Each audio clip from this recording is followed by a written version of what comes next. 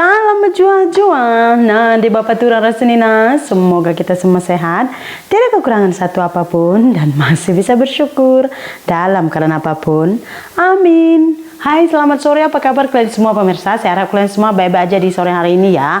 Nah pemirsa, hari ini kita mau masak sayur paku yang kita udah ambil semalam. Ini kebetulan belum masak-masak ini pemirsa. Hari ini kita tumis sayur paku, tapi kita tumis berkuah, terus kita buat sambal ikan bilis cabai hijau. Kiu.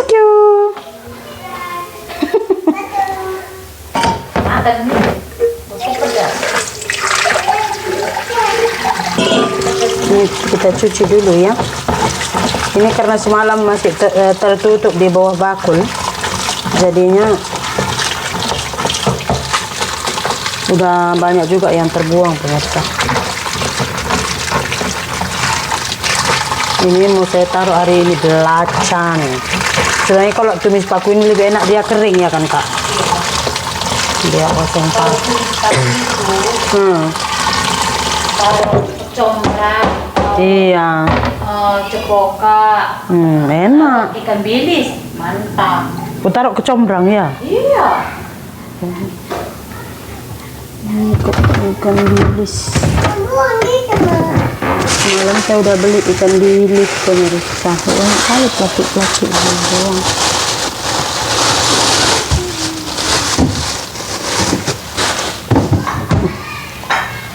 Kakak saya ini dulu pemirsa, waktu saya buka klinik, dia KB sama saya loh. Ayam sakit sama karbon. Awal-awal kawin kamu dulu ya kan kak? Iya. Itu anak saya yang paling besar dulu itu lah. Si Tasya anaknya sekarang udah SMA. Udah SMA. Dulu saya buka klinik, saya bilang, iya kan kak? Ada dulu klinikku kan? Ada kecil-kecil kan buat. Rumah piring itu dulu belum kayak gitu. Iya. Halamannya depan saya jadikan klinik kecil. Iya. Memang. Si Tasya pun dulu serasi sama kamu. Banyak dulu orang berobat sama saya loh pemirsa sembuh. Kalau orang Tanjung Rawa dulu kayak Sandi, ingat dulu dia waktu iya. Dia berair dulu sering. Bukan kak, dulu ada suaminya yang pertama. Iya. Anaknya siapa namanya? Billa. Sakit malam-malam pukul 2 malam, antaranya ke rumah dulu. Demam anaknya itu tinggi, demam tinggi. Dulu klinik saya kecil pemirsa. Obat pun hampir setiap hari saya belanja, tapi banyak pasien saya. Orang kampung model-model tipisnya. Model orang saya model sendiri itu. Udah kerja saya simpan duit sikit-sikit, itulah modal saya sikit-sikit. Orang tempat tidur saya pun abang saya yang bikin. Iya. Kecil-kecil kali modalnya itu saya bikin klinik saya pemirsa. Yang penting udah ada saya pikir, makanya ada lagi keinginan saya mau buat klinik. Buatlah. Banyak orang serasi sama. Banyak orang serasi sama saya pemirsa. Banyak orang berobat sama saya dulu. Dulu masa saya pun udah ada orang buka klinik sini. Tapi yang senior lah. Yang bayar-bayar saya, cuman saya yang buka. Belum ada orang berani buka. Lepas ini saya kan dari kerja udah kesana sini saya pemirsa. Kakak saya lebih tua melahirkan si Dava anaknya yang pertama itu. Saya di klinik saya masa itu, klinik saya yang kecil-kecil itu. Tahu kalian?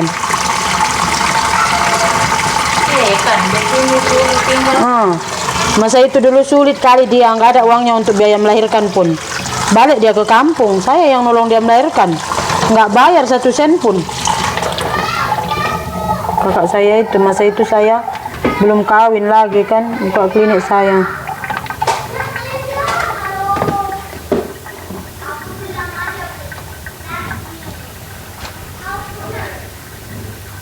Lalu saya bawa obat ke Tanjung Rawa dulu. Naik motor saya bawa obat cari pasien. Meriah, cuman kalau kita di kampung-kampung ini banyak yang berhutang pemirsa. Gimana? Makanya saya itu teringin sekali mau buka klinik. Sekarang saya udah proposalnya udah siap. Saya maju proposal hari Senin udah keluar jadwalnya.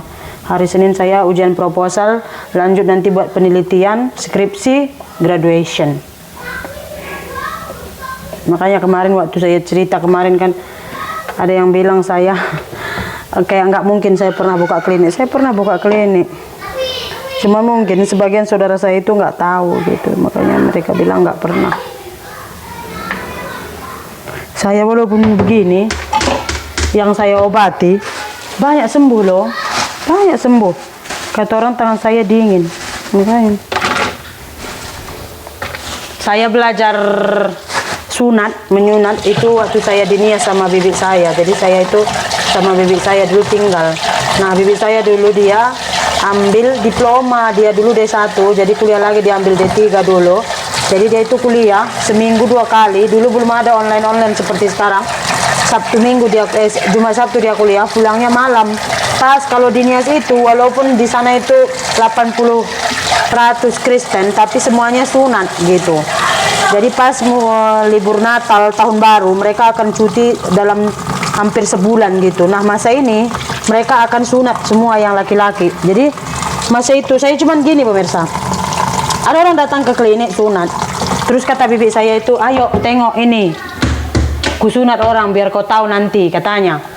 Saya tengok sekali saja, saya tengok di dekat mana bibi saya biusnya, lepas itu potongnya. Ada yang minta potong, ada yang minta belah aja gitu. Saya tengok, oh oke. Udah, lepas itu seminggu kemudian udah mulai libur, semua banyak sunat. Kadang-kadang 1 hari, kalian tahu 1 hari 7 orang, 6 orang, 5 orang saya harus sunat, kalian tahu pemirsa. Saya datang ke kampungnya itu, kadang terlampau jauh, ya kan, saya yang datang, saya sunat. 3 hari kemudian saya datang lagi buka perbannya semuanya, saya bagi obat. Pokoknya kalau apa-apa saya yang datang gitu dulu di Nias pemirsa. Di situ saya belajar menyunat. Tahu kalau di sini siapa yang saya sunat? Adik saya. Kalian tahu adik saya yang selalu ke sana sini beli pinang, beli kemiri, itu yang saya jual kemiri sama dia pinang Dia saya yang sunat. Terus anaknya Ibu Elizabeth yang jadi army tuh. Dulu anaknya itu jadi itu dulu gini, anaknya itu kecil badannya, kurus, kecil pendek gitu. Jadi dia nampak adik saya itu, lepas saya sunat tiba-tiba besar gitu, tinggi. Jadi dia suruh lagi saya yang sunat. Mana tahu nanti lepas sunat dia tinggi besar. Memang lepas sunat dia tinggi besar, sekarang udah jadi army dia. Itu saya sunat di sini. Karena saya nggak ada modal pemirsa. Kalau saya ada modal, saya rasa klinik saya itu udah banyak pasiennya. Jadi itu adalah mimpi yang tertunda. Mimpi saya yang tertunda karena nggak ada modal. Jadi nggak salah ketika kita mampu, kita ambil lagi mimpi yang sempat tertunda. Kadang kan apa yang kita inginkan nggak boleh harus kita dapatkan, tapi selagi boleh kita usahakan walaupun ianya makan masa, walaupun nggak sesuai dengan masa yang kita harapkan gitu. Makanya saya teringin sekali buka klinik. Sampai sekarang pun kayak bibi saya, nenek saya, pakcik saya, mereka itu kalau berobat selalunya tanya saya, kawan kan ke berobat ini sakit kayak gini apa, gitu. Masih lagi sampai sekarang pemirsa. Lagi satu ilmu yang kita dapat tuh, kalau betul-betul kita dapat ilmu tuh udah pernah kita praktekkan, ianya tak akan luntur. Hanya saja lepas ambil S1 ini saya harus kerja untuk merefreshkan otak saya dan mengambil kepercayaan orang. Karena kan mereka itu tahu saya selama di Malaysia juga nggak kerja di bagian kesehatan. Terus balik ke sini juga udah buat YouTube. Orang mengenal saya itu lebih ke YouTuber gitu. Nggak tahu kalau saya itu pernah sekolah kesehatan. Jadi saya kerja nanti di klinik atau di hospital ya beberapa bulan. Lepas tuh buka praktek. Planning saya begitu. Kalau sesuai lah. Kalau sekarang yang semester 2 ini memang yang biayai sekolah saya Khalijah sih. Kalau apa-apa saya perlu uang apa-apa gitu saya minta sama Khalijah. Setelah selesai nanti semuanya di sekolah saya udah selesai kuliah udah clear, baru hitung berapa bayar gitu.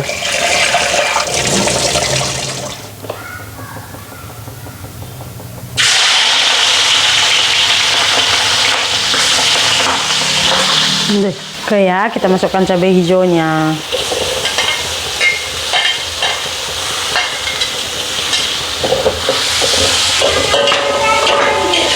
Apa?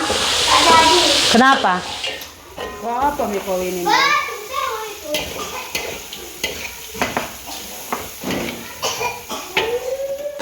Ini udah saya masak. Udah pecah minyaknya. Ini saya masukkan. Saya buat air ini pemirsa karena nggak ada kuah. pucuk paku. Paki. Yes. Paki itu kan mas. Iya. Kita masukkan airnya yuk. Iya, kamu ikut. Iya. Iya.